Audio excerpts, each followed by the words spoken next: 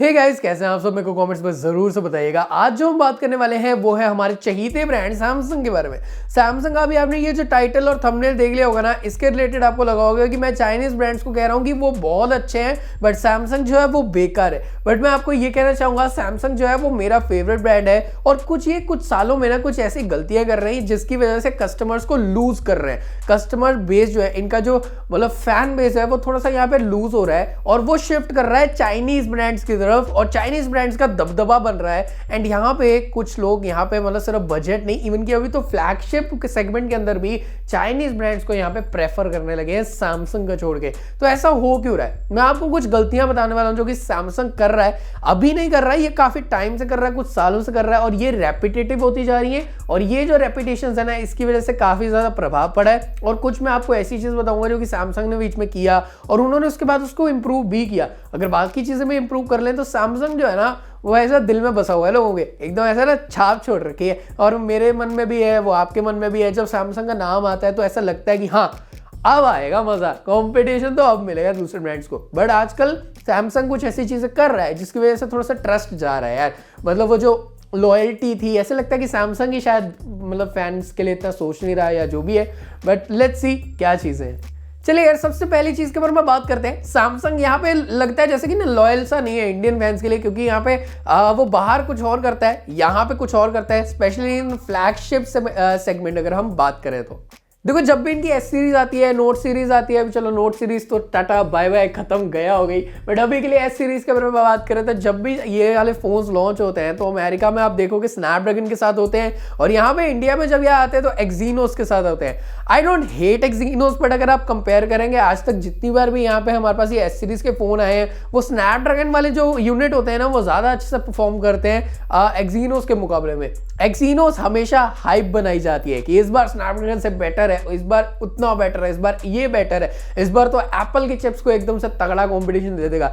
But reality check हो जाता है और रियलिटी में यही पता चलता है कि वो जो यूएसए में स्नैपड्रैगन वाले बिक रहे हैं ना, वो ज्यादा अच्छे परफॉर्म कर रहे हैं और इंडिया में जो एक्जीनोस आ रहा है वो इतने अच्छे से परफॉर्म नहीं कर पाता है। सो हाँ, एक्जीनोस में जान झोंक देता है सैमसंग, खुद बनाता है प्रोसेसर। बट यहाँ पे सैमसंग क्या कुछ बनाओगे यार, तुम प्रोसेसर बना रहे हो, तुम डिस्प्ले बना रहे हो, तुम पता नहीं क्या कुछ बना रहे हो। तो यहाँ पे थोड़ा सा ना आपको सोचने की बात है, या तो आप यूनिफॉर्म हो जाओ, एकदम हर एक कंट्री में सब कुछ एक जैसे करना है, या तो तुम एक्जीनोस के ऊपर पूरे जान लगा दो यार। फिर एक्जीनोस में कोई कमी नहीं रहनी चाहिए कि हम कहे कि नहीं इस बार भी एक्जीनोस में मजा नहीं आया। सो राइट नाउ अगर आप देखोगे ना तो स्नैपड्रैगन के प्रोसेसर्स, मीडियाटेक के प्रोसेसर्स, वो मीडियाटेक की इवन मैं कहूंगा कि एक्जीनोस से थोड़ा सा बेटर परफॉर्म करने लगे, स्नैपड्रैगन को कम्पीट करने लगे। बट एक्जीनोस अभी भी काफी नीचे जाता जा रहा है। अब इसी के चलते हम देख रहे हैं ना, लोग जो है वो थोड़ा सा फ्लैगशिप साइड पे भी, मतलब Xiaomi अल्ट्रा बिक रहा है, अब रियलमी भी इस अपॉर्चुनिटी को देख रहा है। तो रियलमी भी अगले साल लाने वाला है अपना फ्लैगशिप फोन जो कि काफी तगड़ा होने वाला है। वन प्लस का फैन बेस अलग ही है वैसा, वो सैमसंग छोड़ के वन प्लस पे जा चुके हैं।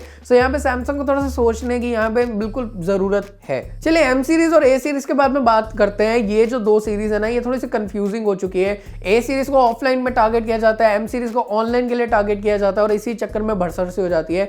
ए सीरीज आती है, लोग खुश हो जाते हैं ये फोन है, बट ऐसा कॉम्पिटिशन अगर हम देखें, जो चीज चाइनीज ब्रांड्स हमें 25-30 हजार में दे रहे होते हैं, वो सैमसंग अगर ले रहे हैं तो वो 40 हजार की रेंज में पहुंच जाता है। से यहाँ पे हम कंफ्यूज हो जाते हैं, ऐसा कैसे है? एक दो चीजें एक्स्ट्रा होती हैं, आईपी रेटिंग दे दी, ओएस दे दी, वो इतना ज्यादा कोई बड़ी चीज नहीं होती जिसके लिए पैसे जो है वो बहुत ज्यादा मांग लिए जाते हैं और कंपटीशन में उससे ज्यादा वैल्यू फॉर मनी स्मार्टफोन्स पड़े होते हैं। और अगर उसके बाद थोड़ी देर बाद देखिए एम सीरीज का फोन आ जाता है जो कि सिमिलर होता है उसी ए सीरीज के फोन से, और हमको लगता है यार ये क्या है, अभी तो ए सीरीज में सारी सेम चीजें गई थी, अभी एम सीरीज में वो सारी चीजें सेम आ गई हैं और प्राइस एकदम से कम आ गया। मतलब जो फोन 36,000 में लॉन्च हुआ था उसके सिमिलर सा फोन, हल्की फुल्की की चीजें, आईपी रेटिंग हटा दी, ओएस हटा दिया और उसको लगा दिया 25-26 हजार में। हमको लगता है सैमसंग कर क्या रहा है, और उसी चक्कर में पहले तो ए सीरीज वाले का प्राइस एकदम से डाउन आ जाता है, फिर एम सीरीज वाले में कॉम्प्रोमाइज होते हैं और उसका भी प्राइस ऐसा नहीं कि चाइनीज ब्रांड्स को एकदम से कॉम्पीट कर रहा है। चाइनीज ब्रांड्स जो की चीजें दे रहे हैं ना, उससे 2-3 हजार 4 हजार ऊपर ही रहता है प्राइस।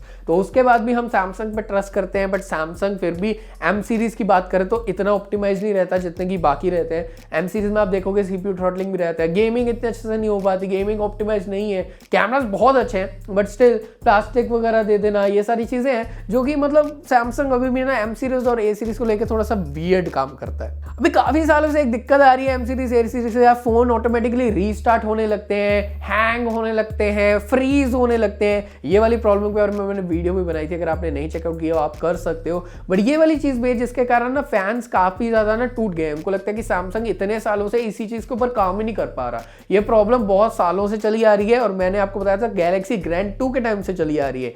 सो आज भी वो टाइम चल रहा है जब एम सीरीज के फोन अचानक से खराब हो जाते हैं, जिसके कारण लोग कहते हैं हमें यही अगर एक्सपीरियंस लेना है तो हम छोड़ के किसी और ब्रांड के पास चले जाते हैं। बीच में सैमसंग ने एक ऐसा स्टेप ले लिया था जिसकी वजह से काफी सारे फैंस नाराज हो गए थे और उन्होंने कहा कि हमें अगर ये चीज यहाँ पे मिल रही है तो हम फिर किसी और ब्रांड को पकड़ते हैं, हम इसी चीज की वजह से आपके पास आ रहे थे। वो था यूआई में एड्स आना। सैमसंग की यूआई में पहले एड्स नहीं आती थी, अचानक से सैमसंग को पता नहीं क्या हुआ, दौरा पड़ गया, क्या हो गया, उन्होंने बोला हम तो देंगे, हमको पैसा कमाना है।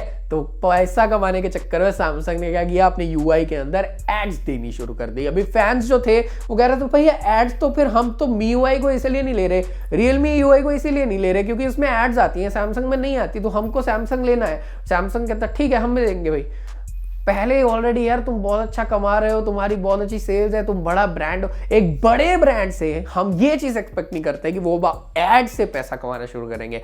ब्लॉटवेयर तो सैमसंग में पहले ही बहुत आता है, फिर एड्स आना बहुत गलत था। तो जब फैंस ने यहाँ पर बोला कि हाँ नहीं अब हम शिफ्ट हो रहे हैं, अब तुमसे ना हो पाएगी, तो सैमसंग ने बोला नहीं रुक जाओ भाई, रुक जाओ, सब्र करो, हम एड्स वापस ले रहे हैं। सो फाइनली सैमसंग ने यहाँ पे एक अच्छा काम किया था कि एड्स वापस ले ली थी। उनको समझ आ गया था अगर एड्स हम वापस नहीं लेंगे तो हमारे ऊपर भारी पड़ने वाला है। सो ये एक स्टेप था कि जो सैमसंग ने वापस लिया, अच्छा लगा। बाकी सारे स्टेप्स भी ले लो यार।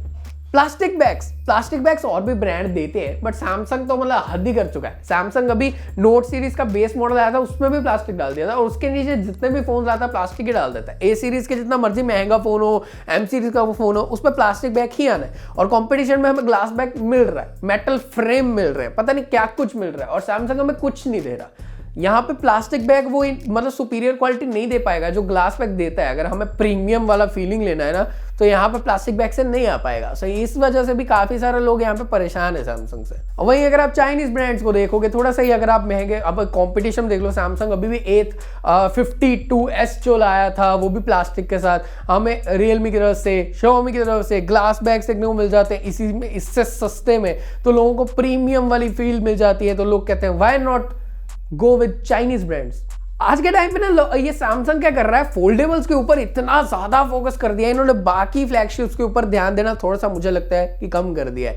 इनका सारा का सारा फोकस फ्यूचर पे चला गया है, ये प्रेजेंट को भूल गए हैं। क्योंकि आज के टाइम पे ज्यादा मेजॉरिटी ऑफ लोग अभी भी सिंपल फोन यूज करने में विश्वास रखते हैं, एक नॉर्मल स्मार्टफोन यूज करने में विश्वास रखते हैं। सैमसंग उस चीज को थोड़ा सा भूल गया, नोट सीरीज को निकाल दिया, एस सीरीज को कुछ अलग ही कर रहा है, एस सीरीज को मिक्सचर कर रहा है नोट का, बट इतना अच्छे से ध्यान नहीं दे रहे हैं जितना कि ये फोल्डेबल्स में दे रहे हैं। फोल्डेबल्स को इतना ज्यादा एडवर्टाइज करना, फोल्डेबल्स को मेरे को पता है, ठीक है अच्छी बात है, फोल्डेबल्स में सैमसंग इस वक्त टॉप पे जा रहा है, बहुत बेनिफिट ले रहा है, बट इनको थोड़ा सा अभी फोकस करने की जरूरत है एस सीरीज के ऊपर भी, कहीं वो फेल ना हो जाए। क्योंकि S20 सीरीज भी फेल हुई है, S21 सीरीज भी फेल हुई है, इनकी इतनी वो सेल्स नहीं निकली जितनी की एक्सपेक्टेड थी। क्योंकि हमें चाइनीज ब्रांड से कॉम्पिटिशन तक तगड़ा मिल रहा है ना, सस्ते में फोन मिल जाते हैं और बहुत अच्छे ज्यादा मिल जाते हैं, बट यहाँ पे सैमसंग इतना फोकस नहीं कर रहा, वो फोल्डेबल्स पे फोकस कर रहा है कि हम फोल्डेबल्स ज्यादा बेच दें और वहां से प्रॉफिट कमा लें। So you have to focus on other things to.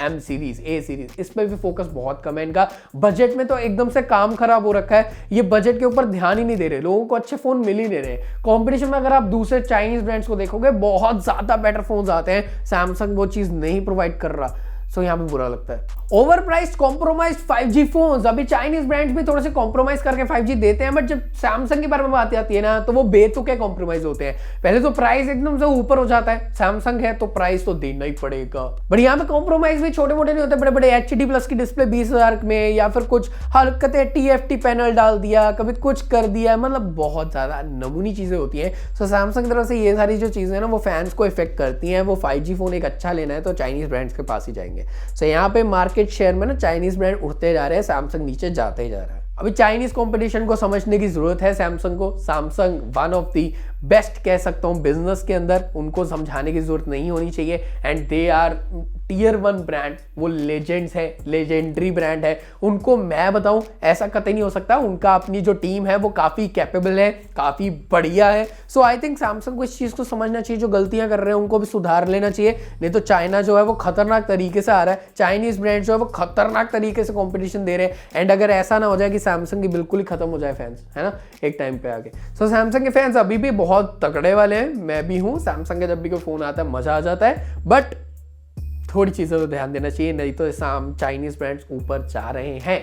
And Chinese brands ऐसा नहीं कि मैं कुछ कह रहा हूँ कि गलत कह रहा हूँ, मैं कलेक्टिवली बात कर रहा हूँ। Xiaomi, Realme, Infinix वगैरह सबकी डिमांड बढ़ रही है, बट सैमसंग की थोड़ी सी कम हो रही है। इस चीज़ को देखना पड़ेगा। सो यस गाइस, ये थे मेरे पॉइंटर्स। आई होप आपको वीडियो अच्छी लगी होगी। अगर वीडियो अच्छी लगी तो वीडियो को प्लीज़ आप लाइक कर दीजिएगा, चैनल को आप सब्सक्राइब भी कर सकते हैं। एंड मैं आपको मिलता हूँ नेक्स्ट वीडियो में, तब तक अपना ख्याल रखिए कि smiling and always take care guys.